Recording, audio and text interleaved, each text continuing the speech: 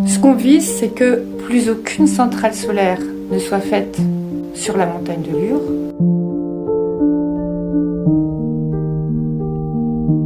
Nous avons découvert qu'il y avait 30 centrales solaires, 15 déjà en activité sur la montagne, 15 autres qui arrivaient. Ce que je croyais être un paradis de la nature sauvage, dans très peu de temps, quelques mois, années, allait devenir une vaste zone industrielle avec des routes, des réseaux électriques de partout, et puis ces centrales affreuses. Pour moi, la montagne de Lure, c'est mon amour.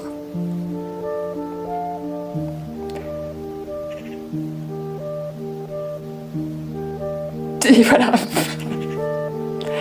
c'est un amour qu'on est en train de détruire. Et si j'aime la montagne de Lure, c'est pas juste parce que c'est une montagne, c'est parce qu'elle regorge de vie. Il y a des êtres humains qui y vivent, mais il y a beaucoup d'autres êtres qui ne sont pas humains. Des insectes, des plantes, des papillons, des escargots, des chenilles.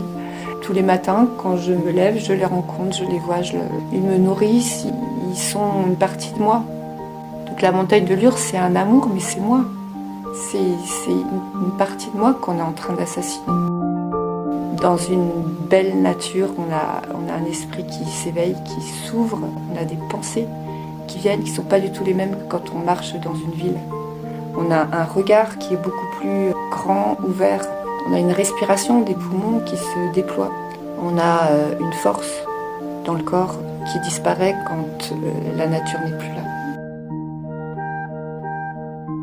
On est en train de tuer, de détruire les conditions mêmes de la vie sur Terre.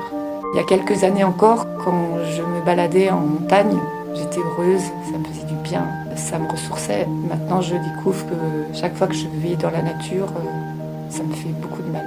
Ça me fend le cœur parce que j'ai tout de suite cette pensée de me dire « c'est tellement beau, c'est tellement important, c'est tellement ressourçant. Mais dans combien de temps? Combien de temps ça va encore être là ?»